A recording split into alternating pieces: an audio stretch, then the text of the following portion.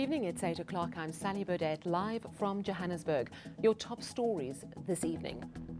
Malusi Gigaba and Baleka Mbete withdraw their names from the ANC's parliamentary list, and the party is not telling us why.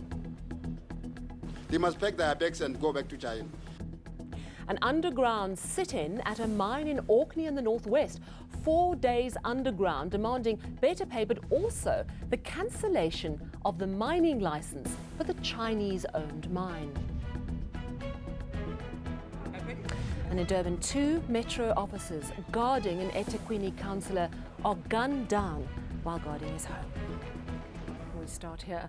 Former National Assembly Speaker Baleka Mbete and controversial former Minister Malusi Gigaba have withdrawn their names from the list of members of Parliament. You will no longer see Mbete calling for order or Gigaba making interesting hand gestures in the House. Well, the announcement comes a day before MPs are sworn in tomorrow. Let's hear what the ANC spokesperson Pule Mabe had to say about this a short while ago. When members withdraw themselves, when members of the African National Congress withdraw themselves from the list, they do not necessarily have to canvass big reasons, or it would have been because of a deployment. You know, a notice of withdrawal on its own is sufficient. If there are any other roles later on that these committees, who are also members of the National Executive Committee, will be playing, such will be conveyed out in the public. As matters stand, they have withdrawn from the list, and the necessary steps to make sure that those replacements do happen have already been undertaken. From our Pretoria studio, I'm joined now by political analyst Professor Dirk Coetzee. Good evening to you, Professor. Thank you so much for joining us on eNews. What do you make of this, particularly coming one day before they're sworn in? They had a lot of time to withdraw from this list. Do you think, particularly around Gigaba, perhaps pressure was put on him? My guess is that both of them have received information that they are not going to be included in President Ramaphosa's cabinet. For both of them, it has also implications for their pensions. If they withdraw now, then they will receive a pension, Malusi Gigaba already, because he's a former minister, and Baleka Mbete as the speaker, at a higher level than that of a member of parliament. I think, therefore, that they have realized that while they tested the water and tried to see to what extent they will ultimately have a chance to become part of the executive, I think the message is clear to them, and therefore they withdrew. Interestingly, that Baleka Mbete, 20 years in Parliament, very, very senior parliamentarian. She's clearly not getting the Speaker job again because that's gone to Thandi Modise. Do you think she was hoping, in particular, for a cabinet position? And why do you think she didn't get it? Well, either a cabinet position or even that of deputy president. You know, there is a lot of speculation about the future of David Mabuza as deputy president, as national deputy president. There's also a lot of discussion about then if he's not going to fill that position of a woman. Now, she obviously is a former deputy president. She was during the time of Kgalema Motlanthe, is deputy president. In 2009, after the election, there was also a similar situation when she was not reappointed as deputy president, and then she refused to be sworn in as a member of parliament, and she had to go back to Lutuli House. So I think it's almost a repetition of 2009 that we are seeing at the moment. I think also the fact that she was not such a successful speaker ultimately, the way she dealt with the EFF during the time of President Zuma still in Parliament, raised a lot of questions about her. And I think that is the main reason why Thandi Modise, who is a more stern, a more forthcoming chairperson of plenary sessions, that she received a nod in order to continue as Speaker. Thank you so much for those insights. That's Professor Dirk Coetzee in our Pretoria studio. So it's all about the bottom line. Resign now with your former cabinet or high-profile parliamentary position pension rather than an MP's salary. Let's move on now. An underground sit-in for better wages and other demands is now in its fourth day. 69 mine workers are involved in the protest action at the China Africa Precious Metals mine in Orkney. They're risking their lives to protest for better salaries. They also want the mining license revoked of the Chinese-owned company. The National Union of Mine Workers is asking for President Cyril Ramaphosa and the Mineral Resources Minister now to intervene to get that mine license revoked and given to other investors. The mine says negotiations will only continue when the workers come up from underground. Well, our reporter Aviwa Mtila was at the mine earlier today. 69 mine workers that have been underground here at China Africa Precious Metals for the last 4 days say they are willing to die underground until their demands are met. Their demands include an 8% increment as well as a living out allowance. That living out allowance of 2,000 Rand, they say, will help them in terms of having rent outside the mine and as well as commuting in between the mine. We understand that the offer that came from the mine was 300 Rand, and that has fallen flat as well with the negotiations that have fallen flat as a whole. The CAPM is saying that they will not go into any negotiations until those workers have come up, and the miners are saying that they'd rather die underground until their demands are met. We understand that the unions are calling for the license of CAPM to be revoked and given to another investor, but let's hear what the president of NUM had to say. When people got mandate from Shanghai and China, they are sitting here, they can't even decide. Well, we are saying that the Department of DMR should actually withdraw the license, Section 11, from these people. They must pack their bags and go back to China. We had numerous attempts to try and get word from CAPM, but all of those have fallen flat on their face. We understand that the workers that are on the surface now are in solidarity with the workers that are underground, and they're saying that the mining bosses here will not leave these premises until their demands are met. They've also blocked the entrances to this shaft so that the managers aren't able to come out here. A hell-bent, knee-jerk status quo decision. That's how one lawyer for French arms company Thales has described the decision by the National Prosecuting Authority to reinstate corruption charges against the firm. Thales and former President Jacob Zuma are both asking the KwaZulu-Natal High Court for a permanent stay of prosecution. Our reporter Sipa Mandla Goge reports from Pietermaritzburg. French arms company Thales is insisting it won't get a fair trial. Thales' argument centers around the delays in the case. The company is accused of agreeing to pay Jacob Zuma an annual 500,000 Rand bribe for protection from an investigation into the controversial multi-billion Rand arms deal. Zuma's former financial advisor Shabir Sheikh is said to have facilitated the alleged bribe. Not clear to Thales why the respondents raised the issue of non-trial related prejudice, because that is not Thales' case. But why I intend to take the court to what they say is that I intend to submit that it perhaps gives us an insight into how the respondents view the nature of the fair trial right when it comes to a corporate accused. On Thursday, the National Prosecuting Authority is expected to continue responding to Zuma and Thales' application for a permanent stay of prosecution. The NPA is expected to argue that there are reasonable prospects of a successful conviction in the case.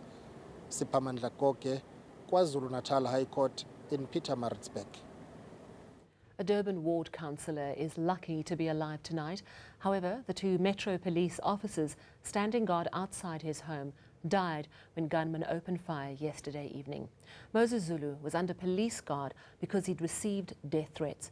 Now the eThekwini municipality is calling for any information that will help catch the killers in what looks like a targeted hit. Desin Thathia spoke to Zulu about the attack.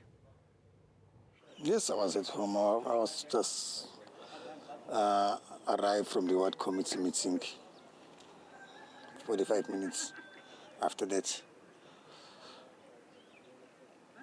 I have a gunshot outside next to my gate where the static police, Metro Police personnel used to stand to guarding my house normally. Councillor, just describe to me, if you can just show me exactly where this took place and how the guards were situated. You know, where we are standing, that Metro Police was standing there. And the van was just facing that side. That's where the van was standing around here. And when you came out, what did the scene look like? When I came out, the scene was like something has happened, because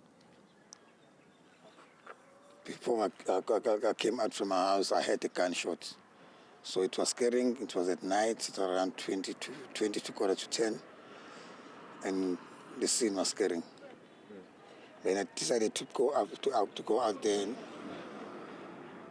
1 minute from this yard, behind my car, I just saw 3 guys running that side. Suddenly they just shot at me, 2 bullets. Still ahead on eNews, election observers are pleased with voting in Malawi.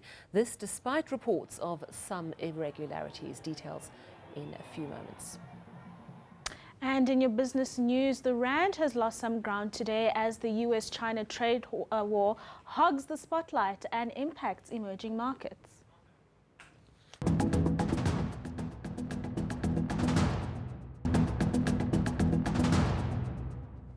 Get all your business news now with Rufiwe Madzena. Good evening to you, Rufiwe. You know, the Chinese-US trade war, we hear about it, we read about it, and then it hits home quite hard, particularly for owners of Huawei devices in South Africa, quite concerned.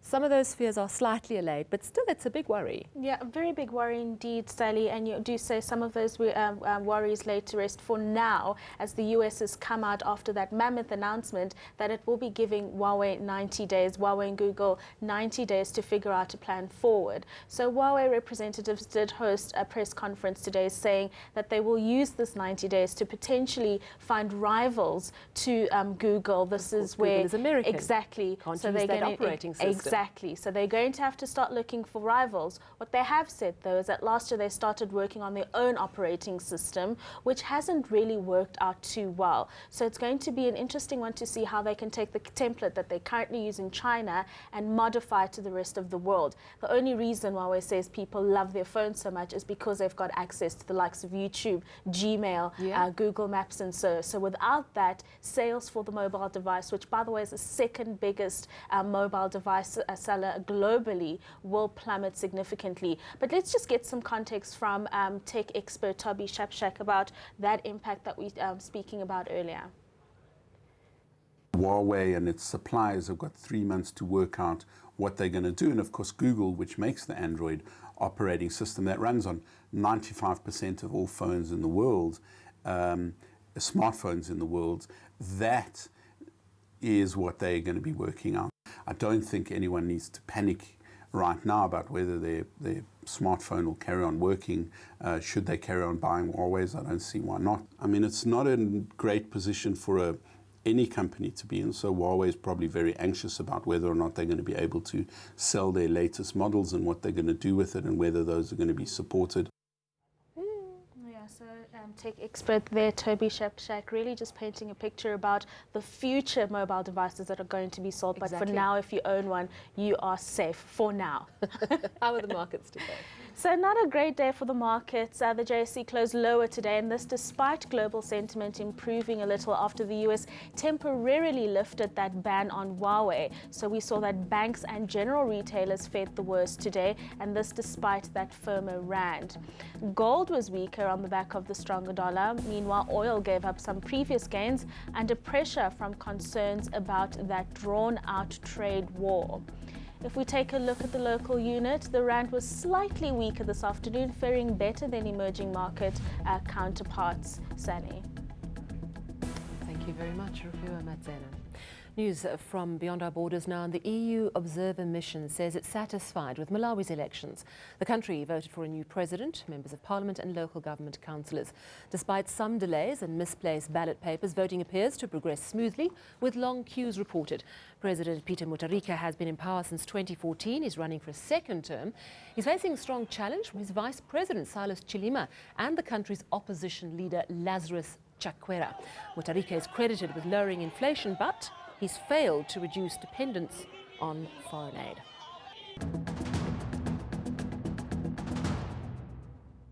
Time now to look at your weather. Joel Guy in Cape Town, good evening to you. What have you got for us?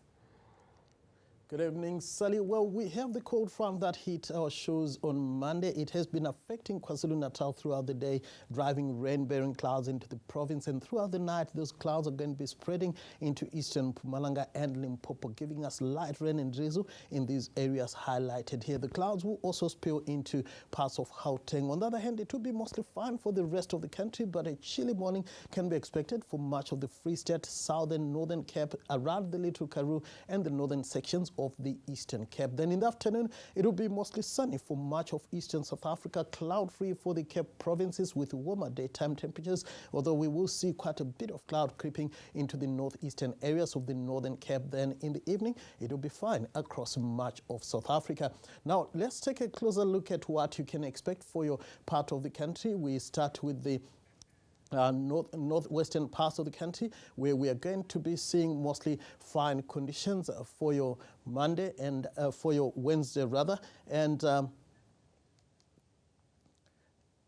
this is how it is going to look for the northwest. It's going to be partly cloudy for the northeastern areas, mostly fine for the southwestern sections, with top temperatures in the upper teens and lower 20s. Then in the Western Cape, we are expecting mostly sunny skies for the interior, with top temperatures in the lower 20s, cooler for the southwest coastline, Cape Town and Hermanus, with partly cloudy skies and highs in the upper teens. Then in the Eastern Cape, we are expecting sunny skies in most areas, and it will be mild to warm for much of the province. Partly cloudy skies are forecast in KwaZulu-Natal. A bit of rain for the first part of the day around Richards Bay and Ulundi. Temperatures here lying mostly in the mid-20s, and we are expecting partly cloudy skies for eastern Mpumalanga. We are also expecting partly cloudy conditions for parts of Limpopo. Sunny, however, as we go towards the northwest, and also for much of the Free State, where a chilly start to the day is expected. Then in Gauteng, we should see mostly fine conditions with warm temperatures. Thank you very much. That's Joel Guy in Cape Town. And finally, it was meant to be just another graduation ceremony where students celebrate finishing their degrees. But this ceremony at Morehouse College in Atlanta, Georgia, turned out to be extra special. Billionaire investor Robert Smith was at the college to receive an honorary doctorate. He'd already announced a donation of more than 21 million rand to the university, but in his address, he pledged to pay off the student loan debt of the entire class of 2019. Nearly 400 children or students will benefit at a cost of over 570 million rand.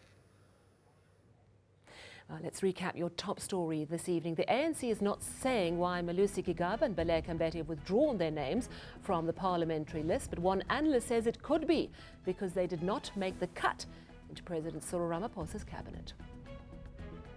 From me and the team, it's a very good night.